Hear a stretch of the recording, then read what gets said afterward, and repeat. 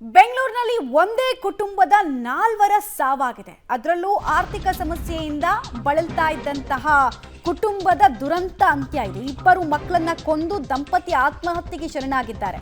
ತಮ್ಮ 2 ಮಕ್ಕಳನ್ನ ಕೊಂದು ಅವರು ನಂತರ ದುರಂತ ಅಂತ್ಯವನ್ನು ಕಂಡಿದ್ದಾರೆ. ಅನುಪ್ರಿಯಾ ಜಸ್ಟ್ 5 ವರ್ಷದ ಮಗು, ಪ್ರಿಯಾಂಶ್ 2 ವರ್ಷದ ಮಗುವನ್ನ ಕೊಂದು ತಾವು ಕೂಡ ಆತ್ಮಹತ್ಯೆಗೆ ಶರಣಾಗಿದ್ದಾರೆ ಅನ್ನೋದು ಗೊತ್ತಾಗ್ತಾ ಇದೆ. ಪತಿ ಅನೂಪ್ ಮತ್ತು ಪತ್ನಿ ರೇಖಾರಿಂದ ತಮ್ಮ ಸಾವಿಗೂ ಮೊದಲು ಮಕ್ಕಳನ್ನ ಕೊಂದು ಮುಗಿಸಿದ್ದಾರೆ.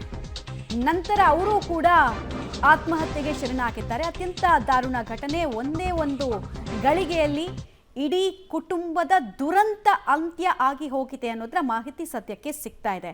ಶಾಕಿಂಗ್ ಡೀಟೇಲ್ಸ್ ಇದು. ಇತ್ತೀಚೆಗಂತೂ ಲೈಫಲ್ಲಿ ಬರೋ ಕಷ್ಟಗಳನ್ನು ಫೇಸ್ ಮಾಡೋದಕ್ಕಾಗದೆ ಮೇಲಿಂದ ಮೇಲೆ ಇಂಥ ಕೃತ್ಯಗಳಾಗ್ತಿರೋದು. ಇನ್ಸಿಡೆಂಟ್ ನಡೆದಿರುವಂತಹ ಜಾಗದಲ್ಲೂ ಕೂಡ ಸದ್ಯಕ್ಕೆ ಪೊಲೀಸರು ಸ್ಥಳಕ್ಕೆ ಬಂದಿದ್ದಾರೆ, ಪರಿಶೀಲನೆಯನ್ನು ನಡೆಸ್ತಾ ಇದ್ದಾರೆ. ಎಲ್ಲ ಆಯಾಮದಲ್ಲೂ ತನಿಖೆಗೆ ಒಳಪಡಿಸಿದ್ದಾರೆ. ಆತ್ಮಹತ್ಯೆ ಒಂದೇ ಆಯ್ಕೆ ಇವ್ರ ಹತ್ರ ಇತ್ತ? ಯಾಕೆ ಈ ರೀತಿ ನಿರ್ಧಾರವನ್ನು ತೆಗೆದುಕೊಂಡ್ರು? ಏನು ಹಿನ್ನೆಲೆ? ಯಾವ ಕಾರಣಕ್ಕೆ ಸಮಸ್ಯೆಯಲ್ಲಿ ಸಿಕ್ಕಾಕೊಂಡ್ರು? ಎಲ್ಲವನ್ನ ಈಗ ಇನ್ವೆಸ್ಟಿಗೇಟ್ ಮಾಡೋದಕ್ಕೆ ಮುಂದಾಗಿದ್ದಾರೆ. ಇನ್ಫ್ಯಾಕ್ಟ್ ಒಂದೇ ಕುಟುಂಬದ ಅಂತ್ಯ ಈ ರೀತಿ ಆಗ್ತಾ ಇದ್ದ ಹಾಗೆ ಅಕ್ಕಪಕ್ಕ ಇದ್ದಂತಹ ಮನೆಯವರು ಕೂಡ ಬೆಚ್ಚಿ ಬಿದ್ದಿದ್ದಾರೆ. 4 ಸಾವು ಒಂದು ಮನೆಯಲ್ಲಾಗತ್ತೆ. ಅದು 2 ಮಕ್ಕಳನ್ನ, ಸ್ವಂತ ಮಕ್ಕಳನ್ನ ಕೊಲ್ಲೋ ಹಂತಕ್ಕೆ ತಂದೆ ತಾಯಿ ಹೋಗ್ತಾರೆ ಅಂದರೆ ಏನರ್ಥ? ಸಾಮಾನ್ಯವಾಗಿ ಮಕ್ಕಳ ಮೇಲೆ ಉತ್ಕಟ ಪ್ರೀತಿ ಇರುತ್ತೆ ತಂದೆ ತಾಯಿಗೆ. ಬಟ್ ಇತ್ತೀಚೆಗಂತೂ ಇಂಥ ಪ್ರಕರಣಗಳು ಆಗ್ತಾನೆ ಇದೆ. ಚಿಕ್ಕ ಪುಟ್ಟ ಸಮಸ್ಯೆಗೆಲ್ಲ ಜೀವನವನ್ನು ಅಂತ್ಯಗೊಳಿಸ್ಕೊಳ್ಳೋದು. ಇಲ್ಲಿ ಏನಾಗಿತ್ತು ಅನ್ನೋದ್ರ ಮಾಹಿತಿ ನಮ್ಗೆ ಇನ್ನಷ್ಟೇ ಸಿಗಬೇಕಾಗಿದೆ. ಬಟ್ ಏನೇ ಆಗಲಿ, ಆತ್ಮಹತ್ಯೆ ಅನ್ನೋದು ಯಾವತ್ತೂ ಪರಿಹಾರ ಅಲ್ಲ, ಕೊಲ್ಲೋದು ಪರಿಹಾರ ಅಲ್ವೇ ಅಲ್ಲ. ಯಾಕೆ ಅರ್ಥ ಆಗಲ್ವೋ ಗೊತ್ತಾಗಲ್ಲ ನಮ್ಮ ಜನಕ್ಕೆ.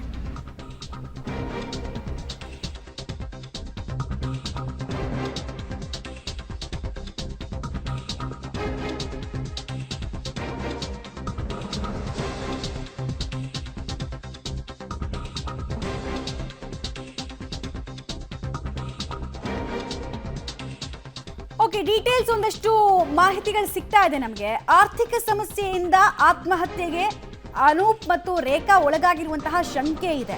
ಫೈನಾನ್ಷಿಯಲ್ ಸ್ಟ್ರೆಸ್ ಅಲ್ಲಿತ್ತು ಕುಟುಂಬ ಅನ್ನೋದು ಪ್ರಾಥಮಿಕವಾಗಿ ಮಾಹಿತಿ. 2 ಮಕ್ಕಳನ್ನ ಇದೇ ಕಾರಣಕ್ಕೆ ಕೊಂದ್ರಂತೆ. ಇನ್ಫ್ಯಾಕ್ಟ್ ಇವರ ಮೂಲ ಯಾವುದು ಕೇಳಿದ್ರೆ ಉತ್ತರ ಭಾರತದಿಂದ ಇಲ್ಲಿ ಕೆಲಸ ಆರಿಸ್ಕೊಂಡು ಜೀವನ ಕಟ್ಕೊಳ್ಳೋದಕ್ಕೆ ಅಂತ ಸದಾಶಿವನಗರಕ್ಕೆ ಬಂದವರು ಈ ರೀತಿ ದುರಂತ ಅಂತ್ಯವನ್ನು ಕಂಡಿರೋದು ಮಾತ್ರ ಅತ್ಯಂತ ಕೆಟ್ಟ ಸಂಗತಿ ಆಗ್ತಾ ಇದೆ.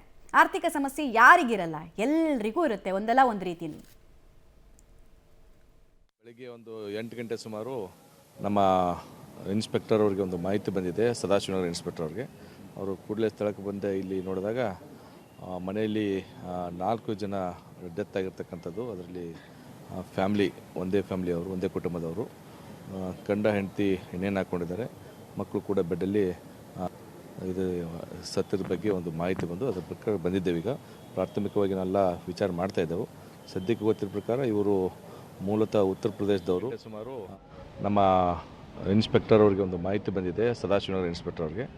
ಅವರು ಕೂಡಲೇ ಸ್ಥಳಕ್ಕೆ ಬಂದೆ ಇಲ್ಲಿ ನೋಡಿದಾಗ ಮನೆಯಲ್ಲಿ 4 ಜನ ಡೆತ್ ಆಗಿರ್ತಕ್ಕಂಥದ್ದು. ಅದರಲ್ಲಿ ಫ್ಯಾಮ್ಲಿ, ಒಂದೇ ಫ್ಯಾಮ್ಲಿಯವರು, ಒಂದೇ ಕುಟುಂಬದವರು. ಗಂಡ ಹೆಂಡತಿ ಎಣ್ಣೆಯನ್ನು ಹಾಕ್ಕೊಂಡಿದ್ದಾರೆ. ಮಕ್ಕಳು ಕೂಡ ಬೆಡ್ಡಲ್ಲಿ ಇದು ಸತ್ಯದ ಬಗ್ಗೆ ಒಂದು ಮಾಹಿತಿ ಬಂದು ಅದ್ರ ಪ್ರಕಾರ ಬಂದಿದ್ದೇವೆ. ಈಗ ಪ್ರಾಥಮಿಕವಾಗಿ ನಾವೆಲ್ಲ ವಿಚಾರ ಮಾಡ್ತಾ ಇದ್ದೆವು. ಸದ್ಯಕ್ಕೆ ಗೊತ್ತಿರೋ ಪ್ರಕಾರ ಇವರು ಮೂಲತಃ ಉತ್ತರ ಪ್ರದೇಶದವರು.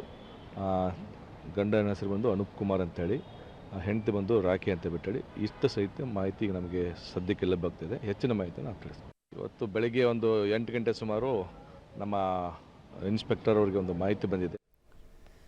ಡೀಟೇಲ್ಸ್ ಕೊಡ್ತಾರೆ. ನೇರ ಸಂಪರ್ಕದಲ್ಲಿ ಜಾಯಿನ್ ಆಗ್ತಾ ಇದ್ದಾರೆ ಮುರಳಿ. ವೆರಿ ಡಿಸ್ಟರ್ಬಿಂಗ್ ಇನ್ಫಾರ್ಮೇಶನ್ ಮಾತ್ರ ಇದು. ಸೊ ಈ ಕುಟುಂಬದ ಬಗ್ಗೆ ಏನೇನು ಮಾಹಿತಿಗಳು ಸದ್ಯಕ್ಕೆ ಸಿಗ್ತಾ ಇದೆ ಅಂತ? ಎಷ್ಟು ವರ್ಷದಿಂದ ಇಲ್ಲಿ ವಾಸ ಮಾಡ್ತಾ ಇದ್ರು? ಯಾವಾಗ ಇನ್ಸಿಡೆಂಟ್ ಆಗಿರೋದು? ಹೇಗೆ ಬೆಳಕಿಗೆ ಬಂತು? ಆರ್ಥಿಕ ಸಮಸ್ಯೆ ಅಂದರೆ ಯಾವ ರೀತಿಯಾದಂಥ ಆರ್ಥಿಕ ಸಮಸ್ಯೆಯಿಂದ ಬಳಲ್ತಾ ಇದ್ರು ಅಂತ ಹೇಳ್ತಾ ಇದ್ದಾರೆ ಅಕ್ಕಪಕ್ಕದ ಮನೆಯವರು.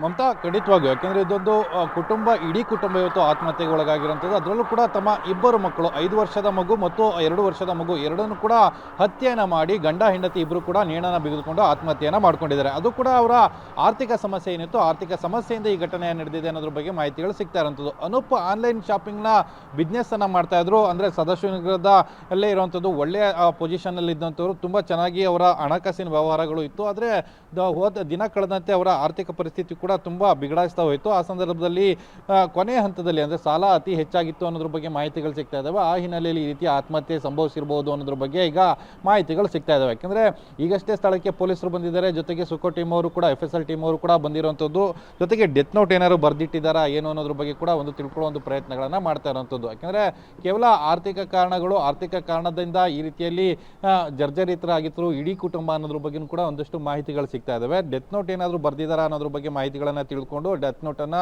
ಹುಡುಕುವಂಥ ಕೆಲಸವನ್ನು ಈಗ ಪೊಲೀಸರು ಮಾಡ್ತಾ ಇದ್ದಾರೆ.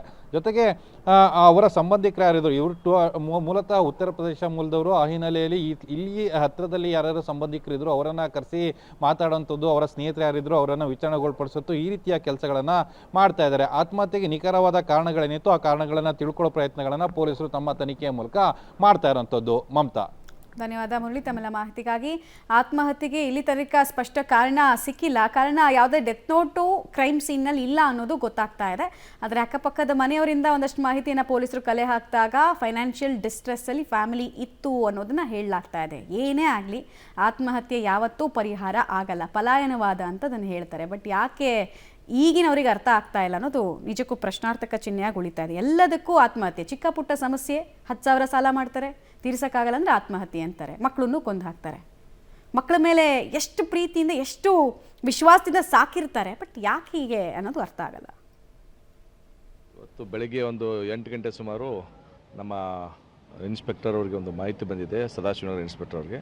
ಅವರು ಕೂಡಲೇ ಸ್ಥಳಕ್ಕೆ ಬಂದು ಇಲ್ಲಿ ನೋಡಿದಾಗ ಮನೆಯಲ್ಲಿ 4 ಜನ ಡೆತ್ ಆಗಿರ್ತಕ್ಕಂಥದ್ದು. ಅದರಲ್ಲಿ ಫ್ಯಾಮ್ಲಿ, ಒಂದೇ ಫ್ಯಾಮ್ಲಿಯವರು, ಒಂದೇ ಕುಟುಂಬದವರು, ಗಂಡ ಹೆಂಡತಿ ಎಣ್ಣೆಯನ್ನು ಹಾಕ್ಕೊಂಡಿದ್ದಾರೆ, ಮಕ್ಕಳು ಕೂಡ ಬೆಡ್ಡಲ್ಲಿ ಇದು ಸತ್ಯದ ಬಗ್ಗೆ ಒಂದು ಮಾಹಿತಿ ಬಂದು ಅದ್ರ ಪ್ರಕಾರ ಬಂದಿದ್ದೇವೆ. ಈಗ ಪ್ರಾಥಮಿಕವಾಗಿ ನಾವೆಲ್ಲ ವಿಚಾರ ಮಾಡ್ತಾ ಇದ್ದೆವು.